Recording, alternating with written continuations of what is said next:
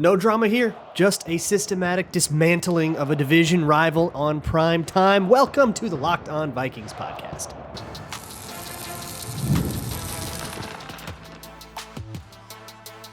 You are Locked On Vikings, your daily Minnesota Vikings podcast, part of the Locked On Podcast Network, your team every day. What's up, everybody? Welcome to the Locked On Vikings podcast, where we're always trying to learn something new. It's part of the Locked On Podcast Network, your team every day. Thank you so much to my hashtag everydayers, those of you who listen to Locked On Vikings every single day. I appreciate you all so very much. Today's episode is brought to you by Gametime. Download the Gametime app, create an account, and use code LOCKEDONNFL for $20 off of your first purchase.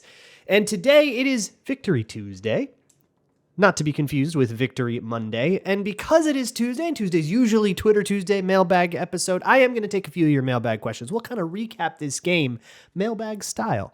And that way I know that I'm getting to all of your burning questions and everything everybody's curious about as much as I can. But before we get into that mailbag, the broad strokes, if you couldn't watch or whatever, the Vikings win 30-12. There's absolutely no drama to it at all. The Vikings go up 10-0 in the first quarter, and the game would never, ever be even a one-score game again. The Vikings wouldn't trail for a single second of this one, and I think game script-wise and like feel-wise, vibes-wise, this game felt identical to the Vikings Week 1 win over the Giants. Didn't it? Like a similar score, right? Like it's a clearly overmatched quarterback, just not able to handle what's going on. There was a Dallas Turner sack. Like just felt very much like that win over the Giants. And it's just like, okay, well, we didn't learn anything about anybody there, but I guess we take easy wins. And that's really what this one is. This is not a game of moments. This is not a game of, oh, well, here's this little specific spot. We got to discuss this and that little thing. Like we're so used to, especially on this show, the last 3 years of Locked On Vikings, like every game recap has been, well, they lost by 2, and here's all the different things that could have changed. Not this one. This one is just clearly a better team. But I do like this thing that I've been doing for most of these games where I like to try to come up with the true moment that encapsulates the game. I got a few things, I guess, but I think the one that comes to mind first is, so in the first half, the Bears went for 2 4th-and-1s and got stuffed on both of them, which turned into this very, very huge thing. That ended 2 of their first 4 drives, and they were both like pretty strung, like well strung together. Well, the first one was actually turned into a 4-and-out.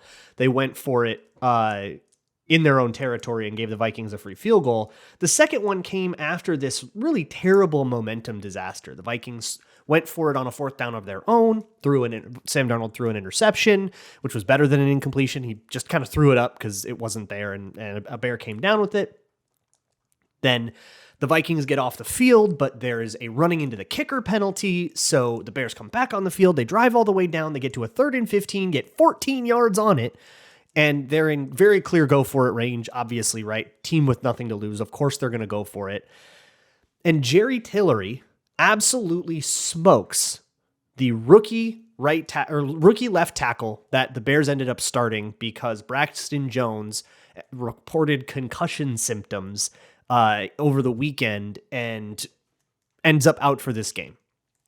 So Jerry Tillery blows up the tackle. And it's not necessarily that that's the play. It's a hugely impactful moment, like statistically, right? And then the Vikings will get the ball and have a 2-minute drive. They kick a field goal, go to halftime, get the ball back, right? So it's not only that, but if you go back and watch that play, like pull it up on YouTube and watch Gerald Everett on that play. His eyes are not in the right place. Van Ginkel's coming off the edge completely unblocked. So I don't think he quite does his thing right now. Van Ginkel comes pretty deep and wouldn't have ended up having too much of an impact on the play.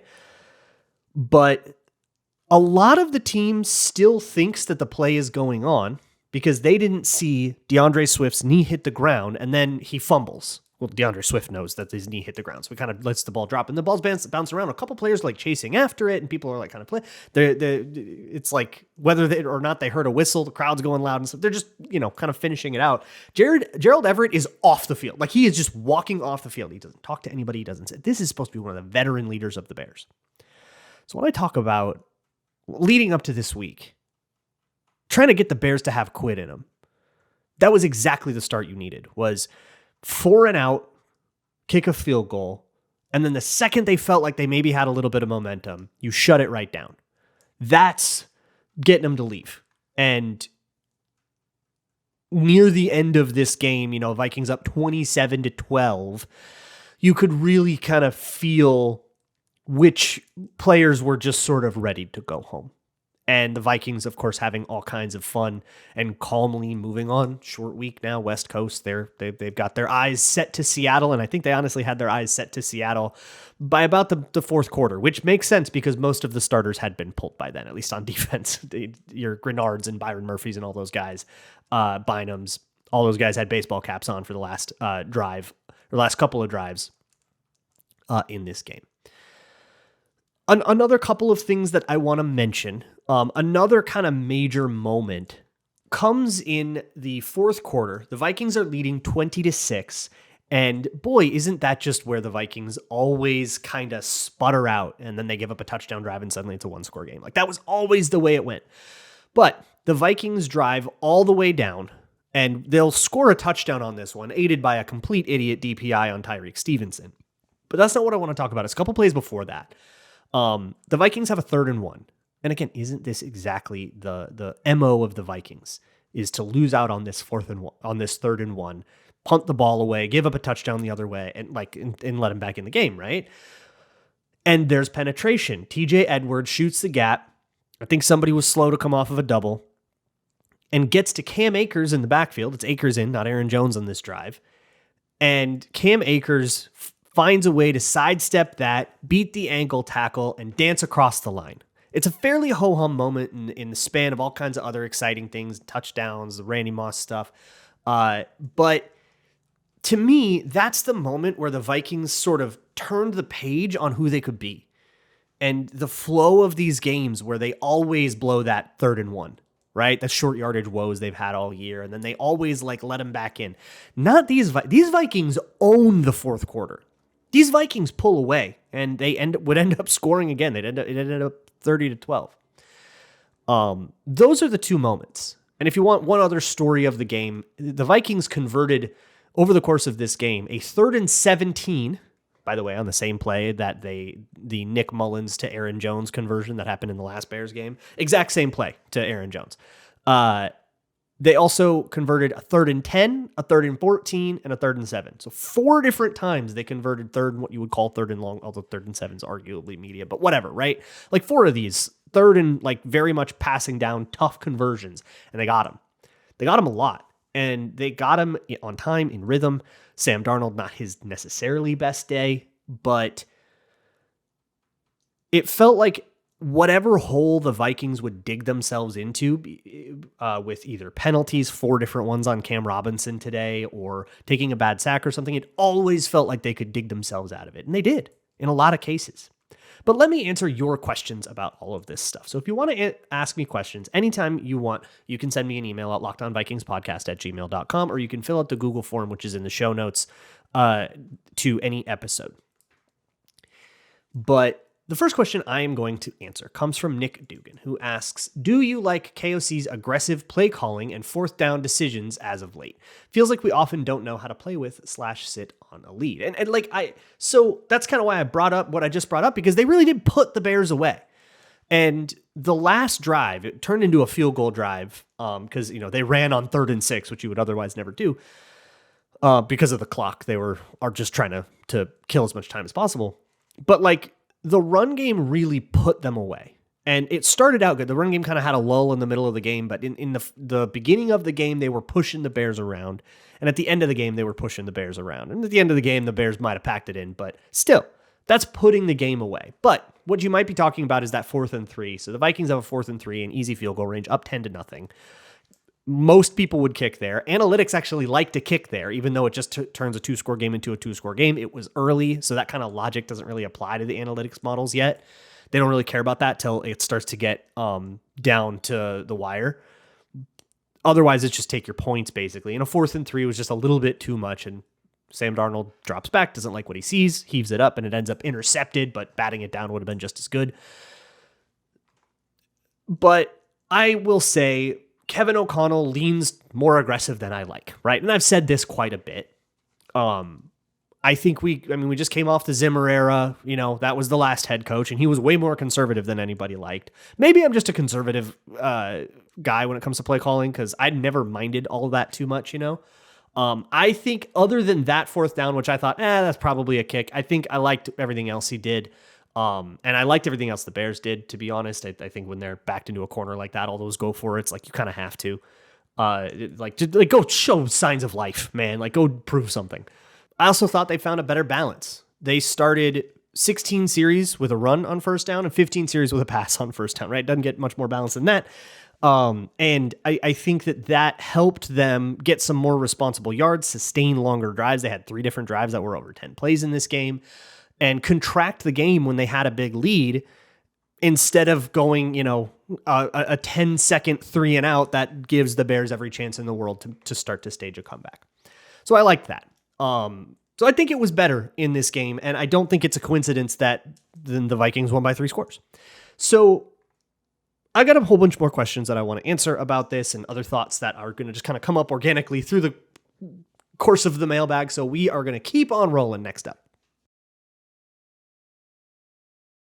Next mailbag question comes from Smith 2022 Vikes, who says, Gametime. This episode is brought to you by Gametime, the best place to find last-minute tickets to anything. There's one home game left. It's on December 29th against the Packers. If you're looking to get tickets to that, or maybe if you're thinking of maybe trying to get out there for Vikings playoff tickets, if they end up on the road, or maybe you're at home, whatever it is, check out Gametime. Gametime has all-in pricing. It is a feature that you can toggle, a switch you can toggle that will show you the end price that you pay at checkout. No hidden fees, no extra service crap, like none of the extra crap that they ambush you with at checkout. No, this is what you will pay, and you can take that and compare that to everywhere else.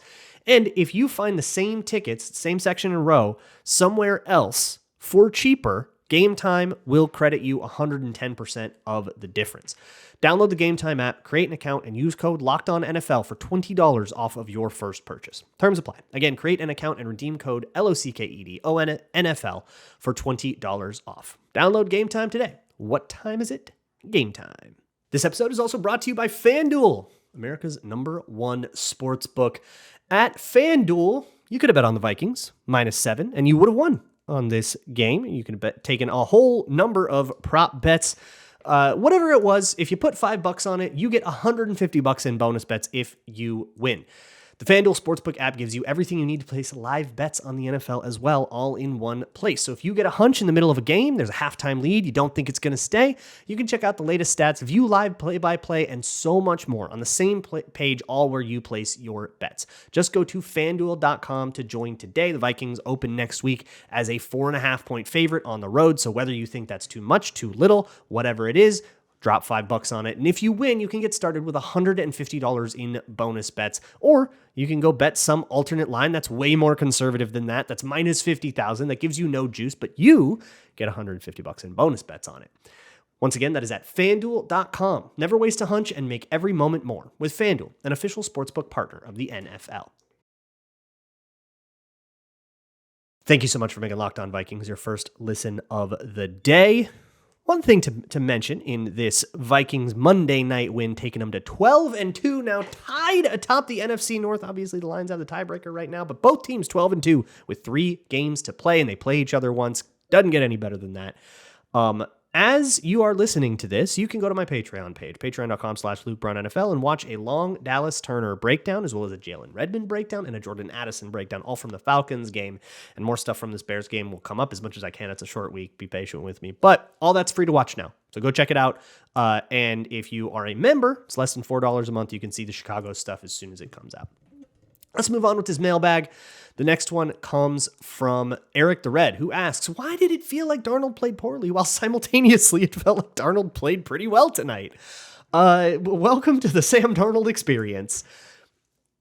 I think the phrase that reconciles this is meat on the bone. I think meat was left on the bone.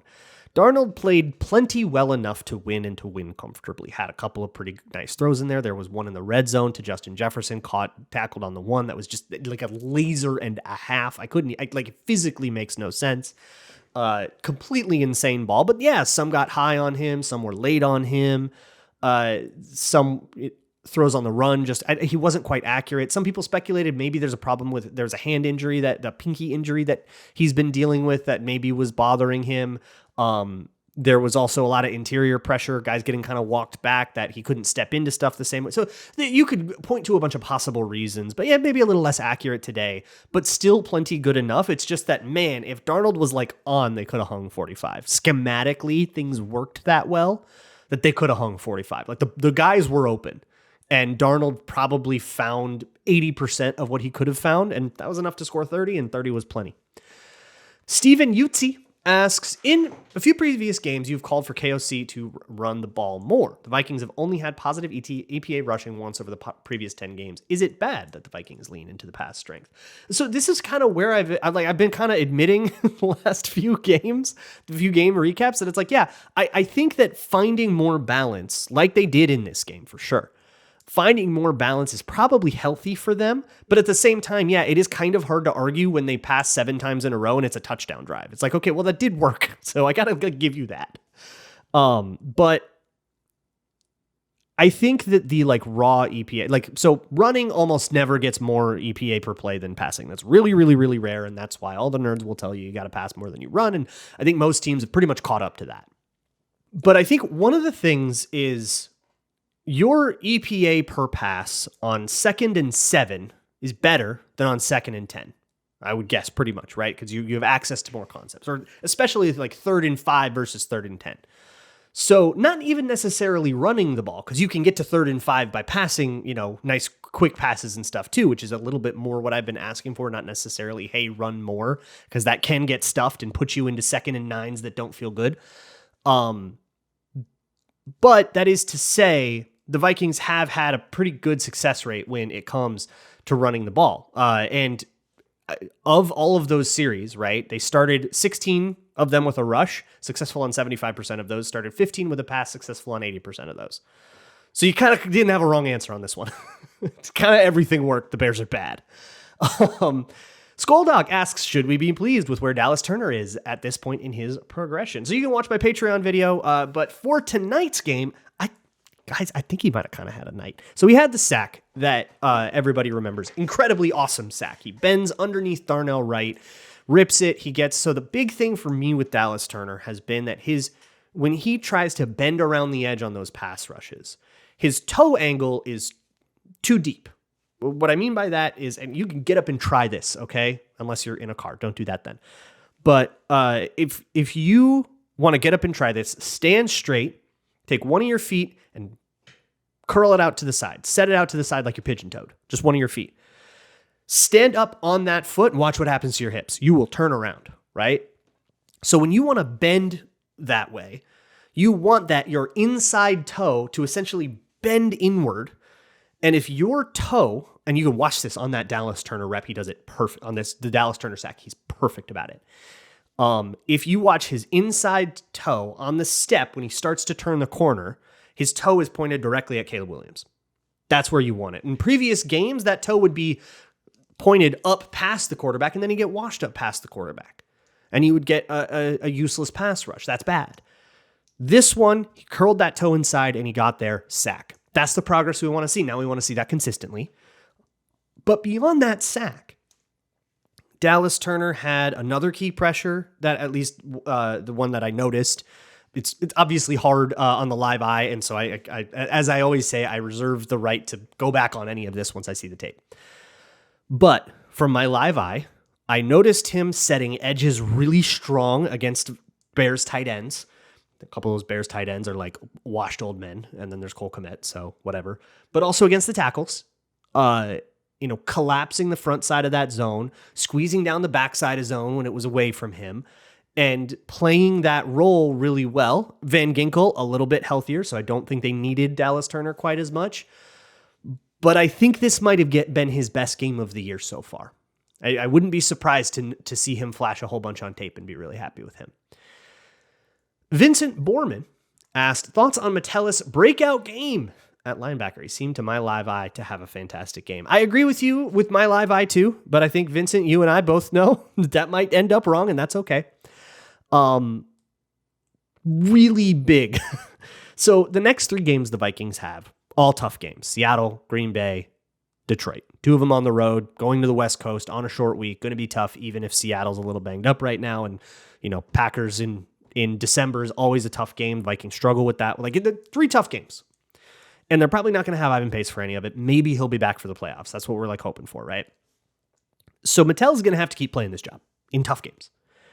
And boy, was he playing fast. He was shooting gaps. Now, the Vikings strung things out a little bit more because the Bears sort of invite them to and challenge them to by using a lot of extra tight ends, a lot of condensed splits. And so the Vikings kind of need to have 5, 6 guys on the line of scrimmage. And that means that either a linebacker or a defensive back, whichever one you want to call Metellus on that play, will sort of threaten on the line as an overhang defender. You see Harrison Smith do that a lot too.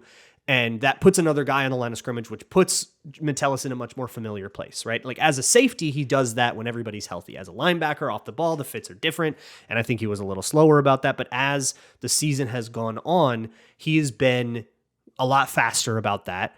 And I think we saw the dividends of him kind of now getting used to that role. It's just unfamiliar for a little bit. And so there were some struggles early. It's totally understandable. But now by, week 6, 7 of doing this, because he had to do it when Cashman was out too, now it's starting to come together and he's starting to get good at that role. He's still a little small for it because he's a defensive back, but you put up with that. It is a backup, right? Your expectations aren't going to be the same. So if he's figuring that out, we got a stew cooking. Really exciting stuff. I've got a few more questions about this blowout win coming up next. This episode is brought to you by the College Football Playoff. It's that time of year. The College Football Playoff is back, and with the newly expanded 12-team format, it's guaranteed to be bigger and better than ever, bringing you all the hard-hitting and high-flying excitement that you love. TNT Sports' coverage of the College Football Playoff begins December 21st, starting with the College Football Playoff kickoff show presented by AT&T at 11 a.m. Eastern. Leading into our first matchup, the SMU Mustangs battling the Penn State Nittany Lions. That'll be at noon. Then the Clemson Tigers look to upset the Texas Longhorns in a showdown at 4 p.m. Eastern. Don't miss a moment of the action. Watch the College Football Playoff presented by Allstate live on TNT, True TV, TBS, and Max. Moving right along with this mailbag episode of the Locked On Vikings podcast, Jeremy asks, more embarrassing, Harry's dropped pick 6 or Cashman not running in the scoop and score? I'm going to be honest, I forgot about both of these moments. So the second drive of the Bears game, they were actually moving the ball reasonably, and I think they even got over midfield. Jonathan Grenard beats the crap out of this poor third-round rookie guy. I forget his name even. But, I mean, he is way outmatched, and it's just what the Bears are down to on their line. He sets way too far inside. He doesn't set with enough width or depth at all. It's just a slow, kind of crappy pass set, and Grenard blows right by it. Gets to the blind side of Caleb Williams, knocks the ball out. Andrew Van Ginkel and Blake Cashman are kind of fumbling over each other to pick up the loose ball. Cashman gets it, and then he starts running. And I'm thinking picks. I'm thinking fumble 6, right? I'm thinking this is a touchdown. I think it was Travis Homer was the running back in on the play. Made an awesome effort play. Sprinting. You watch Travis Homer on this play. He's going out for a swing pass, as a check down, and he sees the thing happen. He immediately triggers 100% go. And on a team where they've taken a lot of heat from more than just me for effort issues, that I think was really encouraging to see. I'm sympathetic. I don't know. I hate when an NFL football team gets to that way. I want them to, be real, even though they're a division rival. I like to kill them, but I want to kill them in a season where they have hope, not just to make it worse when they're already down. But as a Vikings fan, I know which one hurts more, okay? But Travis Homer made a crazy effort play to get that. I don't hold that against Blake Cashman at all. Great play, Travis Homer, tip your cap. The dropped pick for Harrison Smith, he jumps a route over the middle. Oh my God, this was almost the sickest pick. Such a rookie pick to throw to. Caleb Williams just didn't see the safety lurking. Such a veteran tricking a rookie kind of moment, but he couldn't bring it in. But hey, if he could catch, he wouldn't be playing defense. Neither of these plays bother me at all. They're both very good plays for the Vikings defense, and I will take 100 just like them. It's fine. You'll catch some of those when you get yourself in that position, right? But boy, that would have been such a good play. But embarrassing. Oh, baby, neither of these are embarrassing. The Cashman play, yeah, you got. I guess that one is like the least prideful because you just picked up the ball and you ran a few yards and you got it. It's fine. You recovered the fumble. Good job. But the Harrison Smith play was like genuinely like, wow, that one was awesome. So I guess that one was technically the less embarrassing of the two not embarrassing plays. But yeah, I'll take 100 just like it, Harry. Madeline asks, after his great possible MVP season, what are the odds that we will re-sign Sam Darnold? And if so, what would his contract look like? So everydayers, I'm sorry, I'm answering this one every week. Everyone only wants to know this right now. We're just going to kind of keep repeating it. So here's the deal. The Vikings have already decided. It's been reported by Adam Schefter, Trey Wingo. Obviously, it's not too late for them to reconsider, but as it stands right now, they've decided to go with J.J. McCarthy. They saw enough from him in the summer that they feel confident with that. They're going to let Sam Darnold walk. What's more, Sam Darnold's probably pricing him out of the Vikings' plans. They got a lot of free agents under contract. They got extensions they want to do. They got free agency plans they want. They got stuff they want to spend this money on, and it's not a quarterback. So Sam Darnold's probably pricing his way out of Minnesota. And for Darnold, right, are you going to take 15 mil and maybe be a backup, or are you going to go take 45 mil and start for somebody? Like, you're going to go take 45 mil and start for somebody now that you've earned that money. Go cash in your payday, dude. So I don't think that the odds go very high at all, even if he does, get MVP votes or anything like that. It just means that he's making more of someone else's money. And the Vikings, Darnold's going to hit the market, right? And if he does come back with the Vikings, he's going to tell the Vikings, hey, you can give me an offer. We can be in negotiations, but you're going to be one team of many. I'm hitting the market. If he doesn't do that, he's insane. And with that said, I just don't think the Vikings are going to be the best offer for him. I think teams like the Raiders or the Titans or the Steelers or all kinds of teams, the Steelers probably keeping Russell Wilson, to be honest, but a whole Browns, maybe, if they can get out of the Deshaun Watson thing enough. There are a lot of teams that I think are going to be willing to both outbid Sam Darnold in terms of or outbid the Vikings for Sam Darnold in terms of money and in terms of opportunity. Because the best the Vikings can offer is you got to come in here and compete with this rookie we love a lot. The Raiders don't have that, right? A team like the Raiders or the Titans, you come in, you're the guy. So if I'm Darnold, am I going to go take less money to maybe not be the guy? Or am I going to take more money and definitely be the guy? You're trying to find your Baker Mayfield Tampa Bay situation.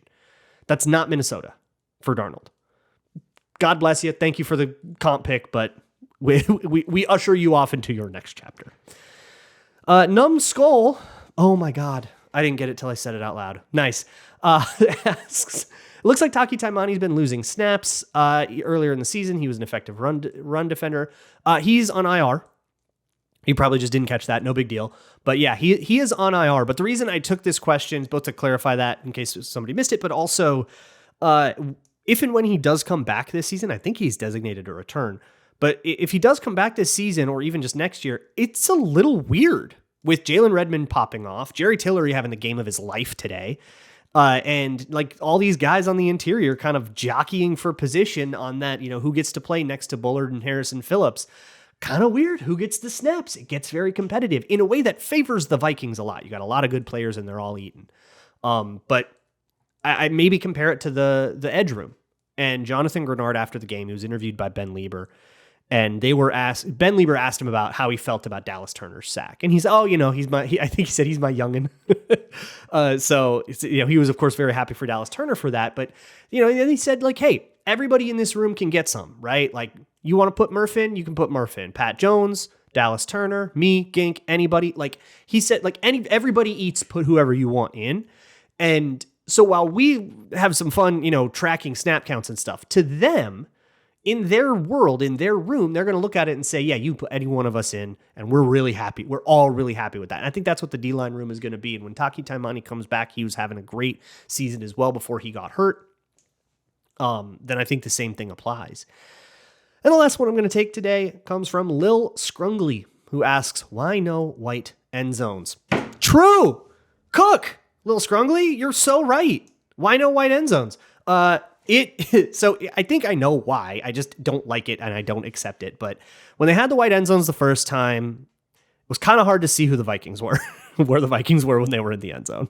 That's probably it. And even in this, with the white logo on the field, when they were at midfield, your eyes kind of strained a little, right? You're trying to figure out who was where. Like, it wasn't that you couldn't tell, but it's a little bit harder. And I'm going to guess the NFL doesn't like that kind of stuff, so they said no white end zones. I wonder if they're going to change something about the white logo too.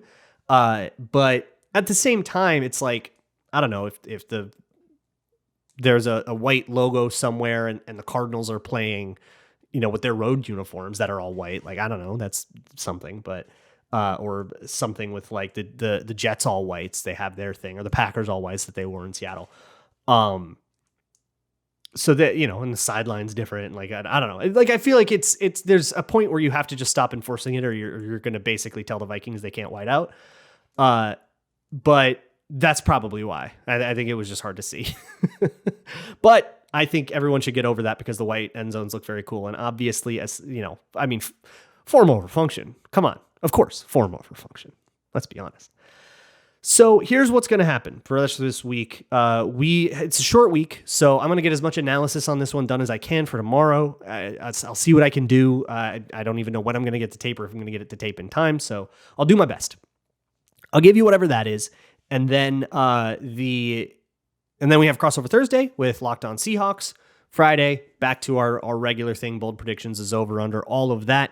I will see you guys all for that. And as always, Skull.